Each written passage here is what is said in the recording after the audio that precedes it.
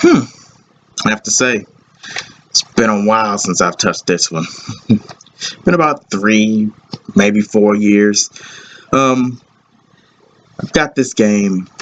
I've got this game back in like 2009 or 10 or somewhere around that time. Not too long after it came out, I know that. Um, I was I saw the box art and I was like, Sonic with the sword. Hmm. I want to try this. I'm curious about this game, and I want to see what in the world is going on here and why Sonic has a sword and just what kind of Sonic game will this be? Um, I don't know what the fascination was. I still to this day don't know what the fascination was of Sonic being stuck in mythological worlds. Um, this one is basically, I mean, it's this one is basically like how they did with Sonic and the Secret Rings, where they stuck Sonic in the Arabian Nights. This time, they're putting him in King Arthur and the Knights of the Round Table. Ladies and gentlemen, my name is Silver Sonic 224, and today, Sonic and the Black Knight for the Nintendo Wii. Let's do this.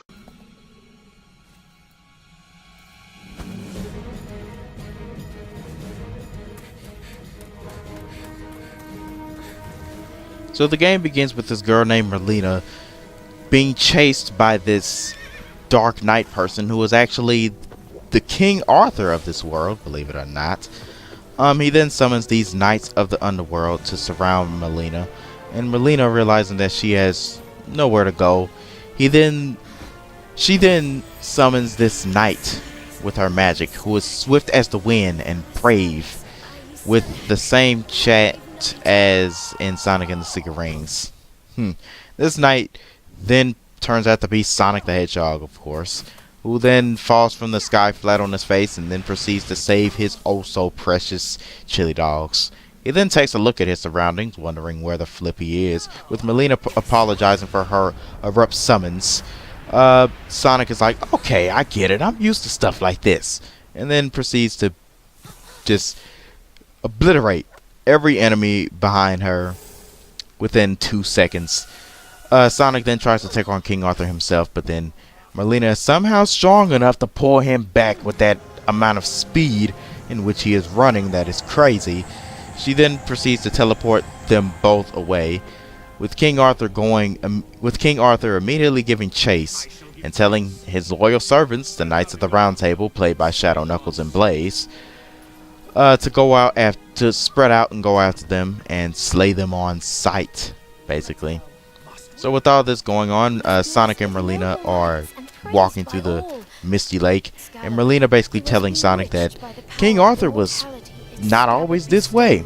Apparently, he had obtained this scabbard, got obsessed with his power, and went crazy and started plunging the entire kingdom into darkness.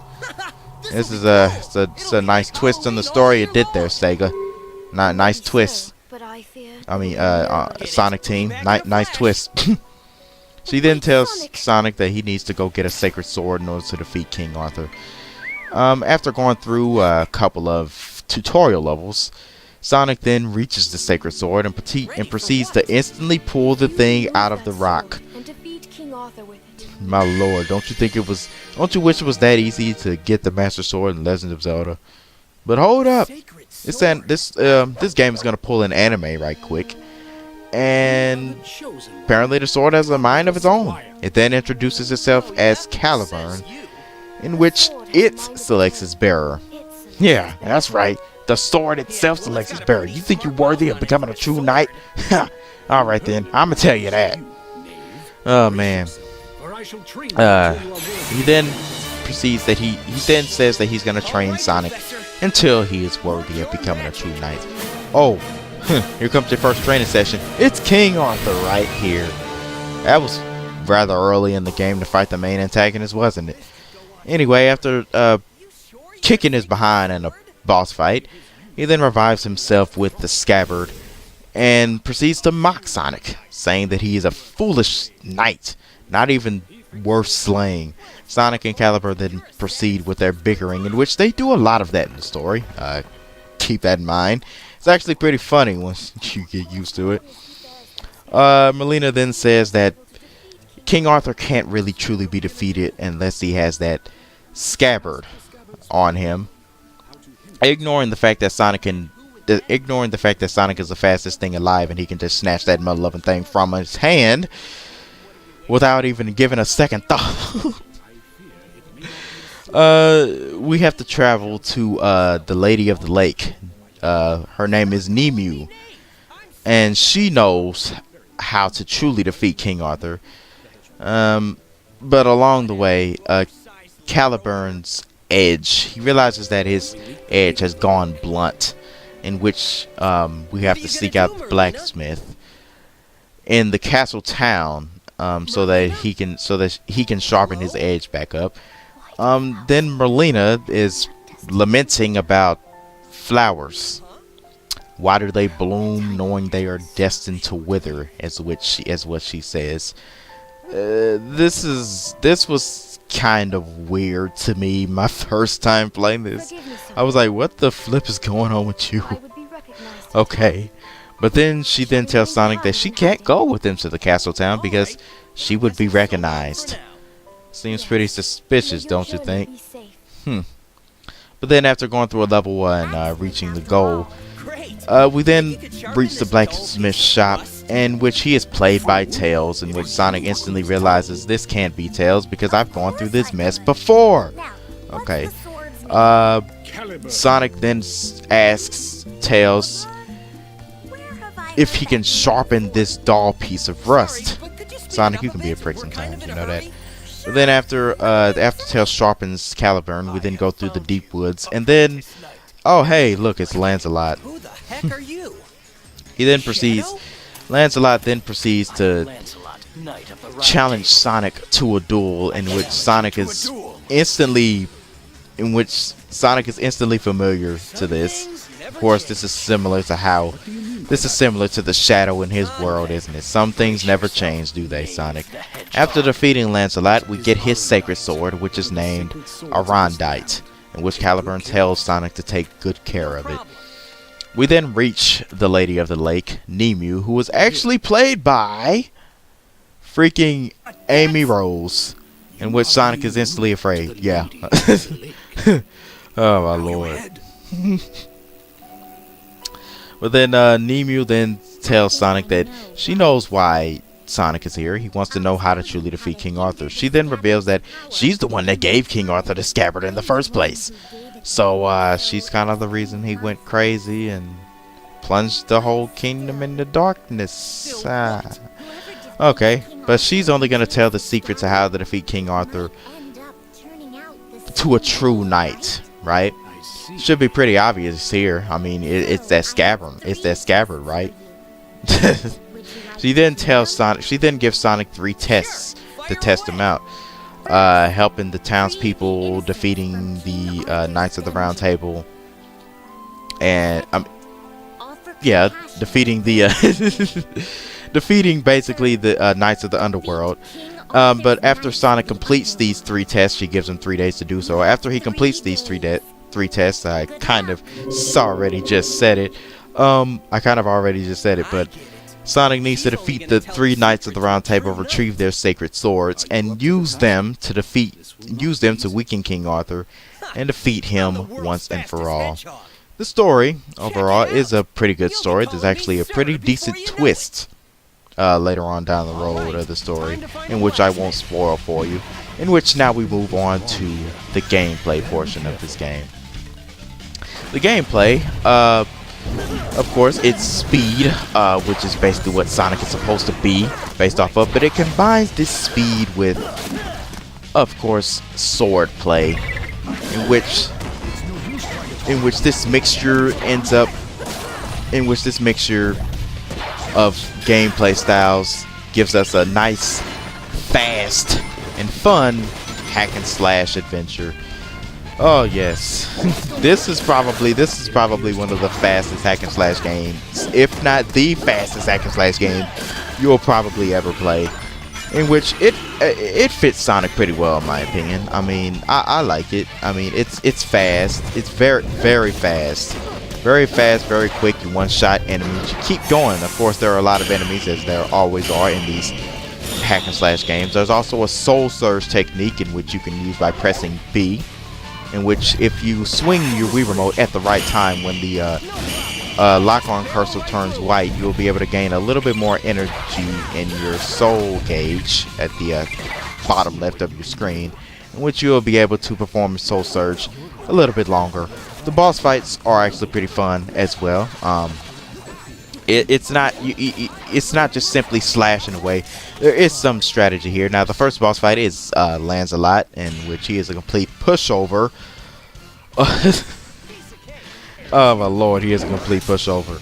And then we have Gawain, who focuses a little bit more on offense. You're probably going to have to do a little bit more blocking here. Just wailing on him probably won't work. You'll get yourself hurt and probably even killed trying to do that. But yeah, Gawain is a bit tougher than Lancelot. He is the second boss that you face in the game, which it's actually pretty fun here too. I mean, I do like that the boss fights do require a bit more. I do like that the boss fights require a bit of strategy to work with. You'll have to see when your opponent is open and just wail away at him. The last boss fight is Percival, who is the hardest of the main three, and her defense is pretty freaking good. Her defense is very good, as a matter of fact. I had a lot of trouble with her during my first time playing this game. There's also these sword clashes that you can get into in these fights with the Knights of the Round Table. Each knight has their own pattern in which you have to swing the remote in order to win the sword clash, and it's pretty freaking satisfying once you win these sword clashes. Let me tell you, I love that. I do love the sword clashes. They're pretty fun and they're pretty satisfying to win. But hold up, it's not over yet.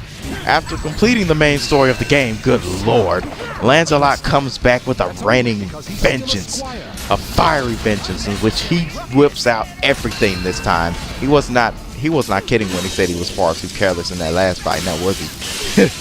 He then whips out the Chaos Spears, the Chaos Blast, the Chaos Control from Shadow the Hedgehog, which he starts off flying at you real fast in this boss fight. Oh my lord, I was freaking this is a doozy right here. Lancelot wants your behind dead, and he has a lot of health too, and it's pretty freaking difficult. I mean, after a decent twist in the story, you actually get to play.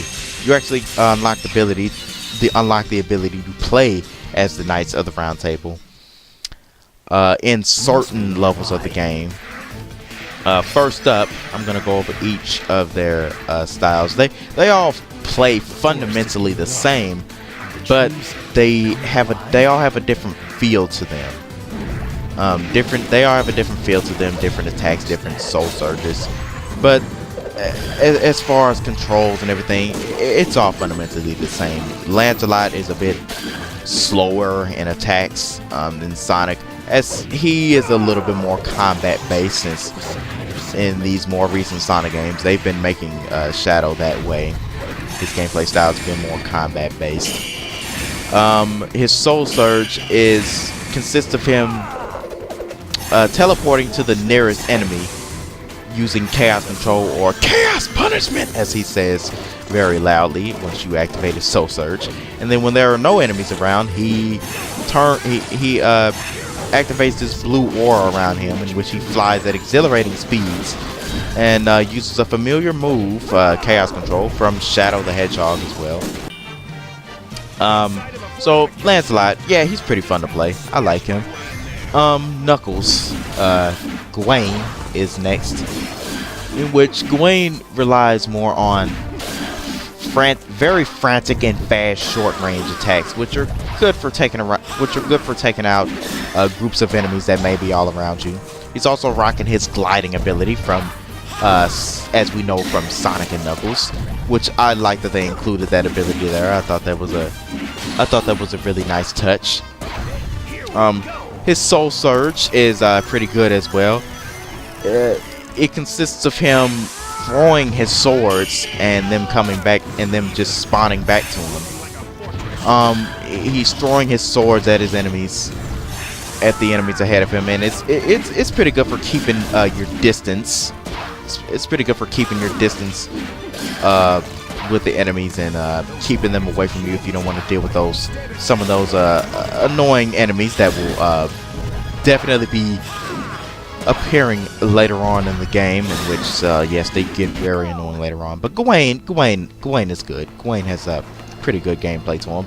Last up is Sir Percival, played by Blaze the Cat, in which she uses more of a lance type sword, in which her attacks are not very spread out. They don't hit a lot of enemies at one time, so it can kind of be. She kind of also her attacks also kind of put her at a little bit of a standstill. She kind of like moves quickly to the next nearest enemy, which I wouldn't recommend doing too often. In which there are a lot of groups of enemies, of course, in which it's very easy for you to get hurt. It's very easy for you to get hurt when trying to attack like that through enemies. But her attack style, her fighting style isn't bad at all. Her Soul Surge involves her Soul Surge is probably the best, if not. Her Soul Surge is probably one of the best, if not the best, Soul Surges in the entire game, in which she turns into a big fire tornado and just barrels through enemies, and the more enemies she hits, the more energy she gets in her Soul Surge. So if there's a lot of enemies in the area, just go crazy. The gameplay overall is pretty good, and it fits the Sonic style of gameplay very well. The only problem that I have with it is a major problem is some of the enemy placements later on in this game. Why would you put enemies right there?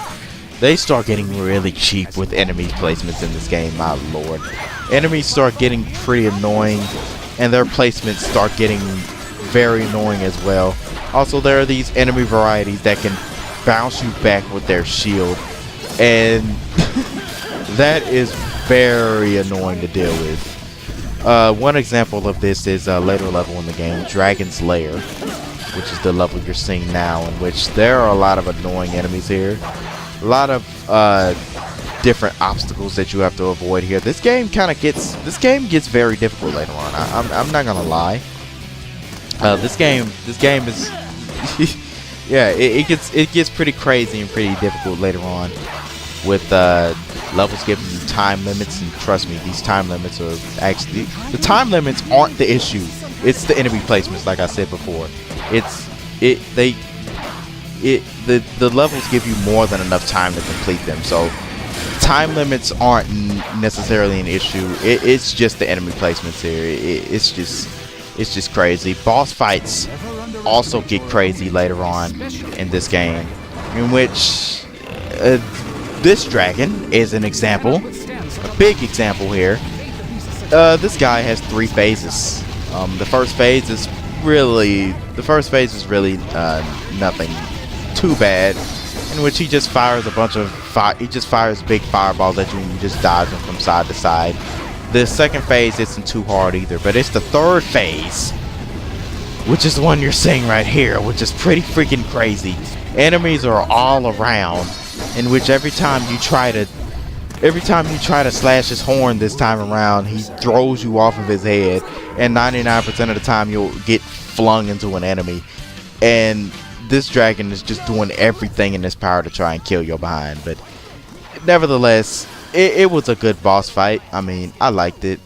The presentation in this game is great. The cutscenes are more animated than the Secret Rings, which is I like. They got more color to them. They're once again told in the storybook format, but I like how they're told here.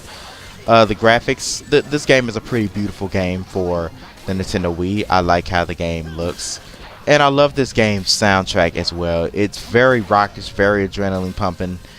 There's a lot of rock and orchestrated soundtracks here. And there are a lot of vocal tracks here as well, which are actually pretty epic. One being the main track, Night of the Wind, performed by Crush 40 as well. Probably, I don't know if it was say, okay, yeah, it's probably one of my favorites. One of my favorite soundtracks in the Sonic game. Overall, if you like hack and slash, if you like Sonic, I think there's something for you to enjoy here. I mean, yeah, I think there's something for you to enjoy here if you like the hack and slash genre, and definitely if you like Sonic. I think you should pick this game up and give it a try. I mean, it's fun, fast, frantic, crazy, chaotic, all of that. And it's just, this game is pretty freaking crazy, okay? I think that this game is definitely worth the pick up if you like hack and slash and if you like Sonic. Yeah, I mean, I think this game is worth your time if you're into any of those genres. So yeah, I'd recommend this game to you if you like hack and slash, if you like Sonic. I mean, I think this game is definitely well worth your time. I know this game has gotten a lot of bad reviews, but I personally, I like this game. I do, and I think that if you like hack and slash, or if you're a Sonic fan, or both, then you will enjoy this one as well. Anyway, next time in the next video in our Sonic Marathon, we will be taking a look at Sonic Colors for the Nintendo Wii. I will see you guys next time.